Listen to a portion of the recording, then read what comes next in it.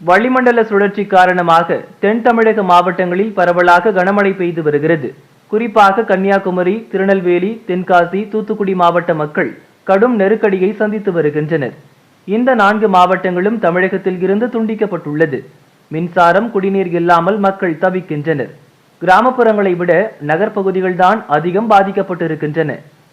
திருச்செந்தூரில் இருந்து சென்னையை நோக்கி ஞாயிறு இரவு 800 பயணிகளுடன் புறப்பட்ட திருச்செந்தூர் எக்ஸ்பிரஸ் ரயில் தொடர் கனமழையால் பயணத்தை தொடர முடியாமல் ஸ்ரீவைகுண்டத்தில் நிறுத்தப்பட்டது. இதனால் பெரும் விபத்து தவிர்க்கப்பட்டது. ஏனெனில் ஸ்ரீவைகுண்டத்திற்கு அடுத்து உள்ள சாத்தான்குளத்தில் ரயில் தண்டவாளத்தின் அடிவாகம் முழுவதும் வெள்ளத்தில் அரித்து சென்றது.